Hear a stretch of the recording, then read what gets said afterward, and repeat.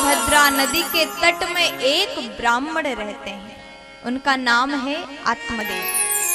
देखिए, आत्मदेव नाम के ब्राह्मण रहते हैं और ये ब्राह्मण के घर में सब कुछ है, धन है, ऐश्वर्य है, संपदा है, हर चीज इनके घर में है।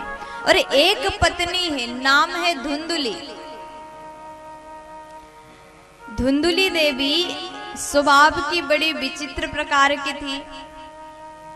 जब तक पड़ोस में जाकर के 2-4 घर में झगड़ा ना करा दे तब तक भोजन नहीं करती थी। आत्मदेव ब्राह्मण बड़े अच्छे, बहुत ज्ञानी, लेकिन घर में सब कुछ होने के बाद भी उनके घर में संतान नहीं है। देखो, आपके घर में आपके पास सब कुछ है, धन संपदा सुविधाएं सब कुछ है, लेकिन आपके घर में बच्चे ना हो तो कैसा लगेगा? हाँ, बच्चे उनके घर में नहीं है, संतान नहीं है। तो आत्मदेव जी बहुत दुखी हैं, भगवान ने हमें सब कुछ दिए लेकिन संतान नहीं दिए। भगवान से यही मांगते, प्रभु एक बालक हो जाए, एक बालक हो जाए। और एक दिन आत्मदेव जी विचार करते, ऐसी जिंदगी जीने से क्या फायदा, इससे अच्छा तो मैं आत्महत्या कर लूं। एक कुएं के पास में गए और आत्महत्या करने के लिए सोच रहे हैं। आत्मदेव जी महाराज आत्महत्या करने के लिए चले गए और एक कुएं के पास में बैठे हैं, जलाशय के पास में बैठे हैं और रोते जा रहे हैं। इतने में दूर से एक संत बाबा पधारे। संत बाबा ने पूछा, आपको क्या हो गया, आप क्यों रो रहे? मुझे लग रहा है आप भगवान के भजन किए होंगे, भगवान ने दर्शन नहीं दिया इसलिए आप रो रहे हैं। कोई बात नहीं, आप चिंता ना करें, भगवान तो दयालु है, करुणा के सागर है, जल्द ही आपको दर्शन देंगे। आत्मदेव जी कहते, मैं भगवान के लिए नहीं रो रहा हूं, मुझे तो एक बालक चाहिए, मुझे संतान चाहिए, मैं संतान के लिए रो रहा हूं। अब संत बाबा ने कहा, देखिए क्या संतान के लिए रोना, अगर रोना है तो भगवान के लिए रो, भगवान को पाने के लिए रो। लेकिन हम लोग हमेशा संसार के सुख के लिए, संसारिक वस्तु के लिए रोते हैं, और जो संसार के वस्तु के लिए रोता है वो जीवन भर रोता ही रहेगा, कुछ और नहीं कर पाएगा। और जो मेरे बांके बिहारी के लिए रोएगा उसका कल्याण हो जाएगा। और आपके पास में 2 ऑप्शन है, आप स्वयं चूज करो, संसार के लिए रोना है या भगवान के लिए रोना है। आप भगवान के पास में जाकर के रोगे तो भगवान आपसे खुश हो जाएंगे। उनके वियोग में, उनके विरह में, उनको याद करके रोगे तो आपको भगवान मिल जाएंगे। लेकिन संसार के लिए रोगे, आसपास के लोग, आपके पड़ोसी तो आपके आएंगे और आंसू पोंछेंगे, थोड़ी देर चिंतित होकर के आपको दिखाएंगे, लेकिन जैसे आपके यहाँ से चले जाएंगे आप ही का मजाक हो जाएगा, हंसी करेंगे। इसलिए रोना है तो केवल भगवान के पास में रो। आत्मदेव जी को बहुत उपदेश दिया, समझाया, आप भगवान के लिए रो रहे होंगे, मुझे ऐसा लग रहा था, लेकिन आप तो संसार के लिए रो रहे। आत्मदेव जी कहते हैं, मुझे संतान चाहिए, मैं भगवान के लिए नहीं रो रहा हूं। धिक्कार है मुझको, मेरे घर में बालक नहीं है, भगवान ने मुझे संतान नहीं दिया। आत्मदेव बड़े दुखी हो गए। कहते ना, संत हृदय नवनीत समाना, साधु संतों का मन बहुत कोमल होता है। साधु बाबा ने कहा, आप रोइए मत, आप संसार के लिए, संसार के रिश्ते के लिए, माया के लिए मत रोइए। आत्मदेव जी कहते हैं, देखिए आप तो साधु बाबा हो, आप तो महापुरुष हैं, आप ही मुझे संतान दे दो, आप ही मुझे संतान दे दो। अब साधु बाबा ने कहा, देखिए ब्राह्मण, आपको संतान तो मिलेगा नहीं, क्योंकि आपके भाग्य में एक जन्म तो क्या 7 जन्म तक संतान का योग नहीं है। बहुत जिद किया और उसके बाद सन्यासी बाबा ने एक फल को अभिमंत्रित करके दे दिया, ये ले जा करके आप अपने पत्नी को खिलाएं, आपके घर में बालक हो जाएगा। अब उसके बाद आत्मदेव जी महाराज बड़े खुश हो गए, बड़े प्रसन्न हो गए, घर में गए, धुंधुली को बुलाया, लो देवी ये फल खा लो। धुंधुली ने पूछा, फल खाने से क्या होगा? आत्मदेव जी कहते हैं, बालक हो जाएगा। अब धुंधुली ने फल तो लिया, अंदर ले जा करके रखी और चिंतित होने लगी, चिंता करने लगी, अगर फल खाऊंगी तो बालक हो जाएगा, होगा कि नहीं होगा ये भी कोई निश्चित नहीं है। बालक होगा तो फिर मैं कैसे उस पीड़ा को सहन करूंगी, क्या होगा, घर में कौन काम करेगा, और बालक होगा तो काम करने के लिए ननंद बुलाना पड़ेगा, ननंद आएंगी और वो लोग मेरे घर से बहुत कुछ लेकर के जाएंगे। अब यही चिंता होने लगी। अब धुंधुली जो है फल को देखती है और चिंता करती है, खाऊं कि ना खाऊं। इतने में सहेली आ गई। सहेली आ गई और सहेली ने पूछा, देखो धुंधुली, तुम क्या सोच रही हो? धुंधुली ने सारी बात बताई। सहेली कहती है, अगर ऐसा है तो फल को खा लेना चाहिए, तुम्हारे घर में बालक हो जाएगा,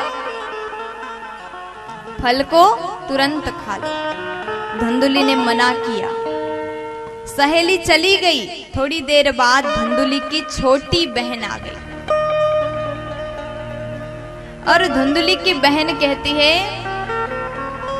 धुंधुली की बहन ने कहा, देखो दीदी तुम चिंता मत करो, मेरे पास में उपाय है। बोले क्या उपाय है? मेरे गर्भ में एक बालक है और ये फल को परीक्षा के लिए गाय को देते हैं, गाय को खिला देते हैं, और मेरे गर्भ में जो बालक है ना, ये मैं आपको दूंगी जब बालक पैदा हो जाएगा, मेरे पति को कुछ धन दीजिएगा। धुंधुली बड़ी खुश हो गई, इस शर्त को मान लेती है और धुंधुली ने 9 महीने तक अभिनय किया। जिस प्रकार एक गर्भवती माता रहती उसी प्रकार 9 महीने तक धुंधुली रहती है। और उसके बाद 9 महीने बाद धुंधुली के बहन के यहाँ बालक का जन्म हुआ। वो बालक धुंधुली को दिया गया और धुंधुली अपने पति से कहती है कि हमारे यहाँ बालक हो गया। अब आत्मदेव जी बड़े खुश होकर के सबको लड्डू बांटने लगे, सबको बुलाए, उत्सव किए। और उसके 3 महीने बाद गाय ने भी एक बालक का जन्म दिया, 3 महीने बाद। अब यहाँ आत्मदेव जी बड़े खुश हैं, प्रसन्न हैं। अब धीरे धीरे बच्चे बड़े होते जा रहे हैं। नाम रखा, इस धुंधुली के बहन के पुत्र जो था उसका नाम रखा धुंधुकारी, और गाय ने जो बालक दिया उसका नाम रखा गोकर्ण जी, क्योंकि कान गाय का समान है, शरीर मानव के समान, इसलिए नाम हुआ गोकर्ण। अब दोनों बालक धीरे धीरे धीरे बड़े होते जा रहे हैं। और यहाँ पर कहते हैं धुंधुकारी तो बहुत मूर्ख दुष्ट हुआ, गोकर्ण जी परम ज्ञानी, भगवान के भजन करते हैं, तीर्थों में भ्रमण करते हैं, ऐसे गोकर्ण जी महाराज हुए। अब इस प्रकार धुंधुकारी जो है खेलने जाता था, बच्चों को मारता था, और उनके माता पिता यहाँ आकर के आत्मदेव जी को शिकायत करते थे, आज आपके बेटा ने ऐसा किया, अपने बालक को सुधारो, रोज रोज शिकायत करके आते थे। अब आत्मदेव जी को बहुत दुख हुआ कि मेरा बालक सबको मारता है, सबको पीटता है, इतना दुष्ट हो गए, इतना मूर्ख हो गया, रोज डांटते हैं, समझाते हैं, लेकिन वो मानता नहीं। आज आत्मदेव जी को बहुत पछतावा हुआ, बहुत दुखी हुए। आत्मदेव जी विचार करते हैं, ऐसे बालक होने से अच्छा तो ना होता सही था। पहले बालक नहीं था तो अच्छा था, मैं शांति से भजन तो कर पाता था, लेकिन अभी बालक है, इतना दुष्ट, इतना मूर्ख है, इसको समझाएं तो कैसे समझाएं? रोज जाकर के गलत काम करके आता है, रोज उसका शिकायत सुनना पड़ता है। अब आत्मदेव जी बहुत दुखी हुए, बहुत चिंतित हुए, और उन्होंने विचार किया ऐसे जिंदगी जीने से तो वन में जाकर के तपस्या करूं, भगवान का भजन करूं, उसी में हमारा कल्याण है। आप संसार के माया मोह में फंसते रहोगे तो ये माया आपको कभी भी छुटकारा नहीं देगी। इसलिए बुद्धिमानी उसी में है, जाकर के भजन कर लो, भगवत नाम संकीर्तन करो, उसी में सबका भलाई है, सबका कल्याण है। प्यार से बोल दीजिए ना। और उसके बाद जैसे आत्मदेव जी जंगल में जाने लगे, गोकर्ण जी महाराज पधारे और उन्होंने अपने पिता आत्मदेव को सुंदर उपदेश दिया है। देहे स्थिमान सरुधिरे भीमतीं त्यजत्वाम् जाया सुतादिषु सदा ममतां विमुञ्च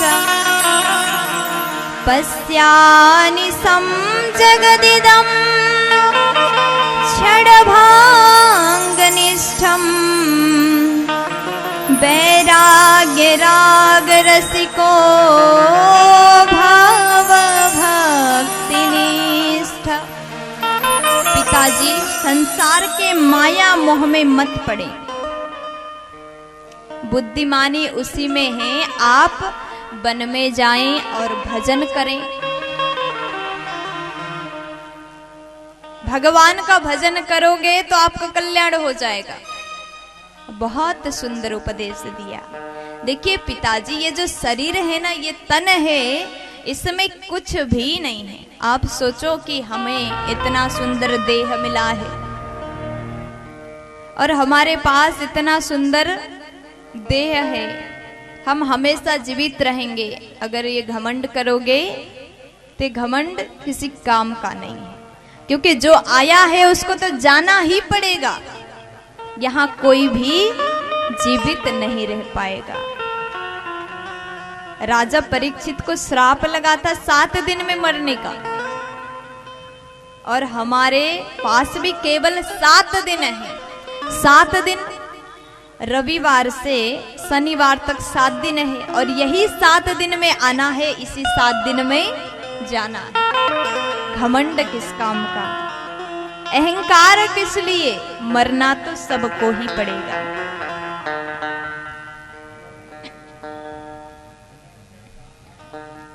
बड़ा सुंदर उपदेश दिया। पिताजी, आप वन में जाएं, 10वें स्कंद का पाठ करें, भगवान का भजन करें। भगवान के भजन करते करते अपना कल्याण करें। श्री गोकर्ण जी महाराज ने अपने पिताजी को शरीर के बारे में बताया। मानव जन्म पाने के बाद भजन करना ही हमारा कर्तव्य है, हमारा धर्म है। और आत्मदेव जी वहां से चले गए, और उसके बाद क्या हुआ, आत्मदेव जी ने 10वें स्कंद पाठ करके भगवत प्राप्ति किए। और इधर धुंधुली है, धुंधुकारी है, गोकर्ण जी तो भजन करते हैं, तीर्थ यात्रा करते हैं। और धुंधुली घर में है, धुंधुकारी है, धुंधुकारी रोज बाहर जाता, बुरे कर्म करता है, आकर के अपनी माँ से धन मांगता है, दौलत मांगता है। अब धुंधुकारी के ये स्वभाव को देख करके धुंधुली बड़ी दुखी हो गई। रोज पैसा मांगता है, रोज कहाँ से दे दें। अब तो जब अति हो गया, धुंधुली को समझ में आ गया मैंने ही इसको बिगाड़ा है, अब सहन नहीं कर पाई। तब धुंधुली ने आत्महत्या किया, आंख में नेत्र में पट्टी बांधा और कुएं में जाकर के कूद गई, अपना जान दिया। अब धुंधुकारी अकेले घर में है। ये धुंधुकारी रोज बाहर जाता है, बुरे व्यक्ति का संग करता है, बिगड़ गया और बिगड़ गया। अब हमेशा जीवन भर इसने कुकर्म किया, सत्कर्म कभी नहीं किया। 5 वेश्याओं का संग किया, चोरी करके लाता था, उनको पालता था। जब धन बहुत हो गया तो उन वेश्याओं ने धुंधुकारी को मार करके धन लेकर के गए। अब जिसने जीवन भर अच्छा कर्म ना किया हो, हमेशा बुरे कार्य किया हो, उसका कल्याण कैसे हो पाता। और वो तो प्रेत बन गया, भूत बन गया। अब भूत बन करके भटक रहा है, उसका कल्याण नहीं हो रहा है।